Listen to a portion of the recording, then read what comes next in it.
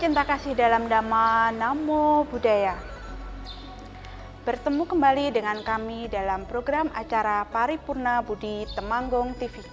Perkenalkan, saya Puji Priyanti selaku moderator dalam program hari ini. Dan telah hadir narasumber kita yaitu Ibu Purwanti. Ibu Purwanti adalah penyuluh agama Buddha Kabupaten Temanggung. Tema program acara pada hari ini adalah Ulambana. Tidak berlama-lama kembali, marilah kita sambut narasumber kita pada hari ini yaitu Ibu Purwanti yang akan menjelaskan mengenai Ulambana. Apa itu Ulambana? Silahkan Ibu Purwanti. Terima kasih Ibu Moderator. Apa kabar pemirsa yang ada di rumah?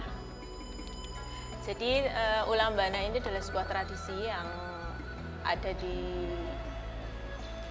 sekte Buddha Mahayana. Ulambana ini berawal atau terjadi sejarahnya ketika saat Sang Buddha masih hidup. Itu adalah ada salah satu murid beliau yang mempunyai kekuatan yang tertinggi, yaitu yang Arya Moggallana, di mana beliau pada saat itu ingin mencari keberadaan ibunya yang sudah meninggal, mencari terakhir di mana ibunya saat itu. Dan pada suatu ketika beliau mengerahkan seluruh kekuatan batinnya, mata batinnya untuk mencari keberadaan ibunya.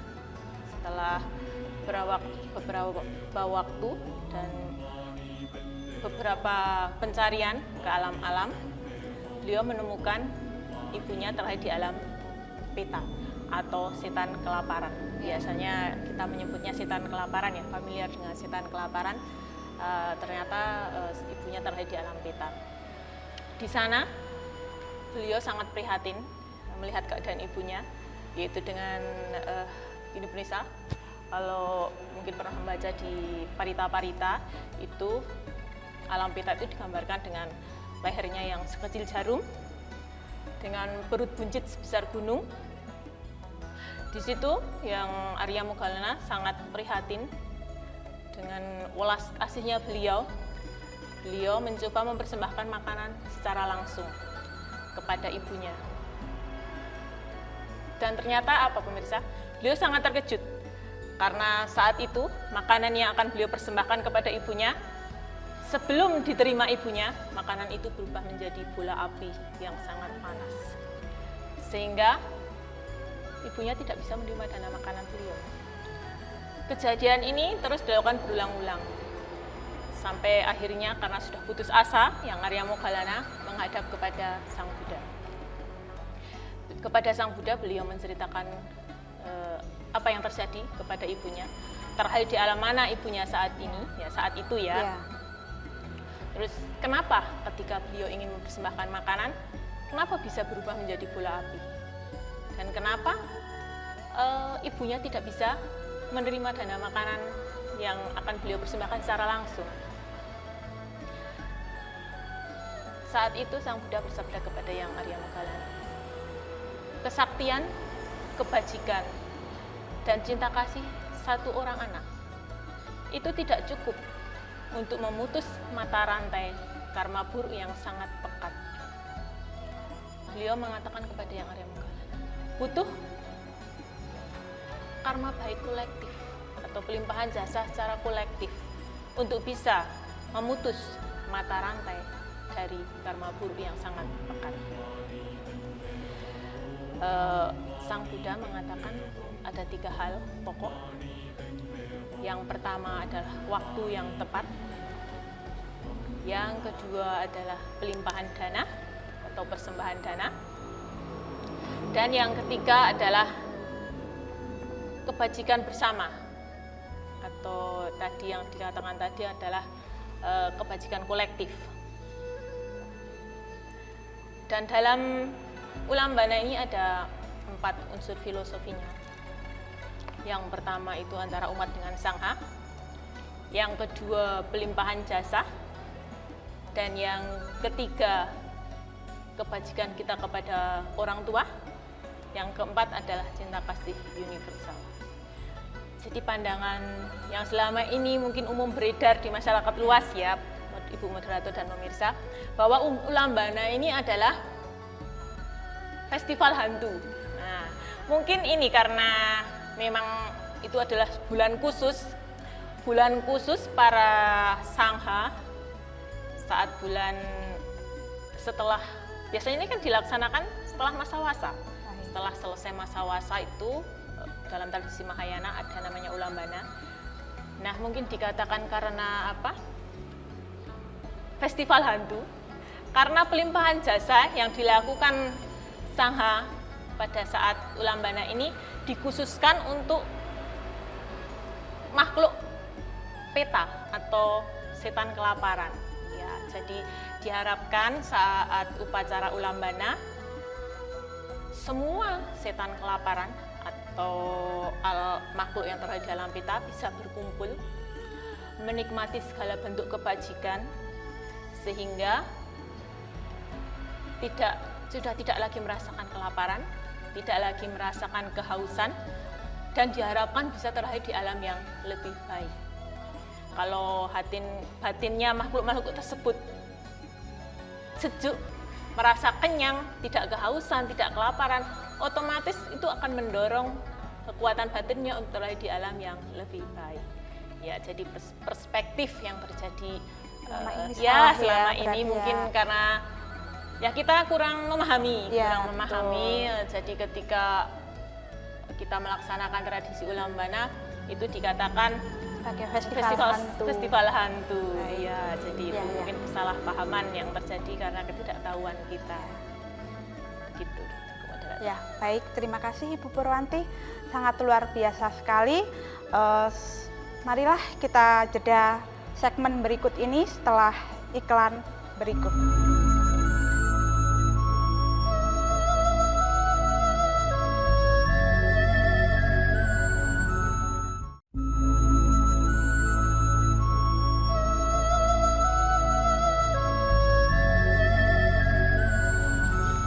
Kembali lagi dalam program acara Paripurna Budi TV Temanggung. Pemirsa TV Temanggung yang berbahagia, kembali lagi bersama kami, saya Puji Priyanti dan moderator kita Ibu Purwanti. Tadi sudah dijelaskan dengan sangat jelas apa itu makna Ulambana. Ibu Purwanti, sebagai pembuka, apa sebenarnya makna perayaan Ulambana yang ingin disampaikan kepada umat Buddha? Ya, terutama di zaman modern seperti sekarang ini. Baik Ibu Moderator dan pemirsa yang ada di rumah. Jadi makna khusus dari perayaan Ulambana atau hari Ulambana, kegiatan ritual Ulambana itu adalah terkhususnya adalah pelimpahan jasa kepada makhluk yang terlahir di alam peta atau setan kelaparan. Maka ketika perayaan ini terjadi atau hari Ulambana ini terjadi, kenapa banyak makanan? Ya. Di sana ada banyak makanan, banyak minuman. Ya. Itu memang dikhususkan untuk makhluk yang terlahir di alam peta. Jadi tapi jangan disalahartikan ya, jangan disalahartikan jadi begini. Jangan dimakan mentah, jangan ditelan mentah-mentah. Ya. Maksudnya itu kita memanifestasikan makanan atau minuman yang kita persembahkan ini itu supaya bisa dinikmati atau jasa kebajikan yang kita lakukan bisa dinikmati oleh alam-alam yang terlahir di alam setan kelaparan. Atau ketika kita melakukan pelimpahan jasa atau persembahan dana kepada anggota sangha, kita penuh keyakinan, kita dedikasikan seluruh keyakinan kita bahwa persembahan dana kepada anggota sangha ini kita limpahkan kepada para orang tua kita atau para leluhur kita yang telah meninggal dunia, yang siapa tahu terlahir di alam setan kelaparan atau alam peta. Jadi tolong jangan ditanyakan bukan berarti sajen itu gitu ya, kan sajen kalau kalau masyarakat luas maunya kan kalau hari Ulambana itu hari penuh sajen gitu ya. Itu jadi adalah bentuk-bentuk pelimpahan jasanya ya Ibu ya. Kemudian apakah para leluhur atau mungkin leluhur-leluhur yang telah terlahir di alam peta itu bisa mengetahui jika keluarga kita yang masih hidup itu memberikan pelimpahan jasanya mereka. Ketika kekuatan batin mereka masih di kehidupan duniawi, otomatis mereka ingat. Atau ketika saat kita melakukan pelimpahan jasa, kita menyebut nama leluhur kita yang siapa tahu terlahir di alam peta, itu secara otomatis pun akan membuat kebajikan. Dan juga tidak semata-mata keluarga kita saja, tetapi kita bisa membuka kebajikan ini kepada semua makhluk yang terlahir di alam peta. Karena siapa tahu di kehidupan yang lampau ada orang tua kita juga yang di sana, ada saudara kita juga yang terlahir di alam peta. Baik, jadi ulam bana ini apakah dikhususkan hanya untuk orang yang sudah meninggal? Oh tidak. Jadi secara khususnya memang ya untuk para leluhur. Tapi seiring berjalannya waktu, ini kita saat hari ulam bana kita bisa melimpahkan juga kepada orang tua kita atau sanak saudara kita yang masih hidup. Kalau Anda pernah berkunjung ke Wihara Mahayana, di sana kan ada dua sisi ya. Yang satu sisi itu biasanya itu dipasang kertas warna merah, dan yang satu sisi itu biasanya di kertas warna kuning. Untuk warna kuning itu pelimpahan jasa kepada leluhur ya yang sudah meninggal, semoga segala kebajikan atau limpahan jasa yang kita lakukan itu bisa mendukung saudara kita yang sudah meninggal dunia, orang tua kita yang sudah meninggal dunia berada di alam yang lebih baik. Dan untuk satu sisi yang kertas warna merah itu dikhususkan untuk yang masih hidup, entah itu orang tua kita, entah itu saudara kita. Semoga dengan limpahan kebajikan orang tua kita selalu dalam keadaan sehat, dalam keadaan penuh berkah, dalam keadaan yang penuh dengan kedamaian, tidak kekurangan satu atau apapun, sehingga masih tetap bisa menjalankan ajaran Buddha. Baik, satu lagi ada yang sangat menarik dari cerita tadi yang Arya Moggallana ya, Ibu Purwanti, bahwa di sana dikatakan ibu yang Arya Moggallana terlahir di alam peta, di alam hantu kelaparan.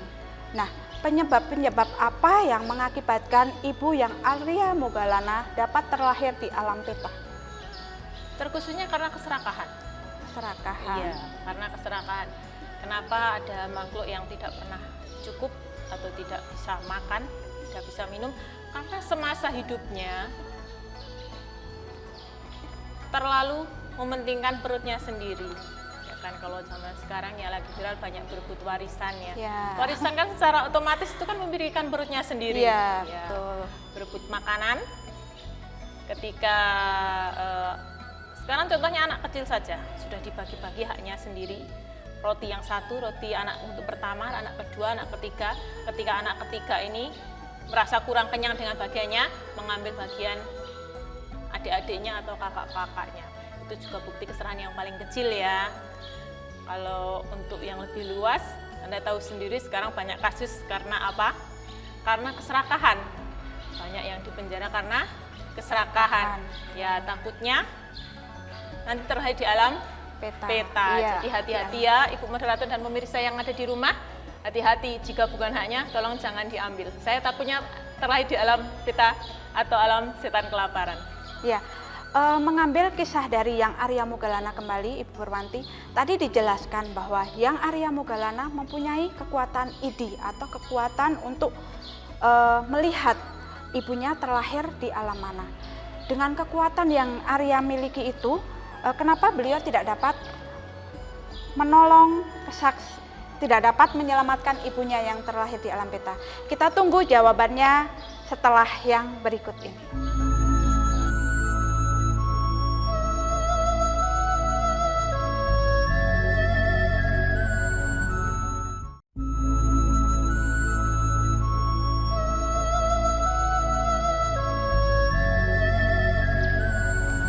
Kembali lagi dalam program acara Paripurna Budi TV Temanggung. Bersama saya Puji Priyanti dan narasumber kita Ibu Purwanti. Ya, baik, Ibu Purwanti, menyambung pertanyaan tadi, bagaimana yang Arya Moggallana dengan kekuatan batin yang beliau miliki, kenapa tidak dapat menolong ibunya sendiri? seperti yang sudah saya ulas di depan tadi, Sang Buddha beliau bersabda kepada yang Arya Moggallana bahwa kebajikan, cinta kasih, dan juga kekuatan kebajikan satu orang anak tidak bisa memutus mata rantai karma buruk yang sangat pekat. Dibutuhkan pelimpahan jasa atau karma kolektif. Pelimpahan jasa kolektif untuk mendukung terputusnya mata rantai karma buruk yang sangat pekat. Baik, jadi tidak dapat dilakukan sendiri oleh yang Arya Moggallana ya, Ibu Ya, Purwanti? seperti sabda Sang Buddha tidak bisa. Ya. Jika kita melakukan kebajikan, kemudian persembahan kebajikan yang kita lakukan kita persembahkan kepada leluhur kita atau kepada sanak saudara kita, apakah itu artinya apa yang saya perbuat tidak dapat bermanfaat juga kepada saya? Karena dengan kata lain kebajikan ini sudah saya berikan kepada leluhur saya. Seperti itu, Ibu? Begini, Ibu Moderator dan pemirsa yang ada di rumah, perumpamaan saja. Ketika Anda menyalakan satu lilin dan Anda dengan satu lilin ini bisa menyalakan ribuan lilin yang lain, apa yang terjadi? Ya, tentu lilin-lilin yang lain juga ikut terang ya. Dan lilin yang kita nyalakan ini mati atau tidak? Tidak. Ya, begitu juga dengan kebajikan yang kita lakukan. Tidak akan padam ketika kita membawa atau melimpahkan jasa kebajikan atau berbuat kebajikan yang akan menimbulkan kebahagiaan untuk makhluk lain juga. Justru akan semakin menyala, Ibu Moderator. Bukan padam ya. Baik, jadi apapun yang kita lakukan atau pelimpahan jasa kita kepada leluhur kita, jika kebajikan-kebajikan itu sudah dilakukan, perbuatan atau karma baik yang akan kita peroleh juga tidak hanya untuk diri kita sendiri, juga kepada orang lain. Iya, Seperti jadi itu. bermanfaat untuk kita, juga bermanfaat untuk orang lain. Gitu. Ya, pemirsa Temanggung TV yang berbahagia, demikian adalah penyampaian materi atau pemaparan materi mengenai Ulambana oleh Ibu Purwanti. Ibu, untuk segmen yang terakhir, apa yang dapat Ibu sampaikan atau pesan tentang Ulambana kepada umat Buddha atau pemirsa di Temanggung TV yang berbahagia? Baiklah, begini, pesan untuk semuanya ya, jangan menunda untuk berbuat baik. Jangan kita melimpahkan jasa atau berbuat baik kepada orang tua ketika orang tua kita sudah meninggal. Tetapi saat beliau masih hidup, mari kita banyak-banyaklah berbuat baik kepada orang tua kita. Dan hendaknya Ulambana ini dijadikan sebagai acuan kebajikan harian. Tidak hanya bulan-bulan tertentu atau bulan saat selesai masa wasa, tetapi itu juga bisa menjadi acuan kita dalam kehidupan sehari-hari untuk selalu mengembangkan cinta kasih, untuk selalu memotivasi kita berbuat kebajikan kepada orang lain, entah kepada keluarga, kepada orang tua, dan kepada makhluk lain. Jadi jangan tunggu dan jangan pernah menunda-nunda untuk berbuat kebaikan. Begitu ya. Gitu. Baik, pemirsa Temanggung TV, demikian adalah pemaparan materi yang sangat luar biasa dari narasumber kita, Ibu Purwanti. Semoga dengan pemaparan yang beliau berikan dapat bermanfaat dan dapat memberikan penjelasan mengenai Ulambana kepada kita semua. Pemirsa Paripurna Budi dimanapun berada, saksikan terus program Paripurna Budi di episode selanjutnya.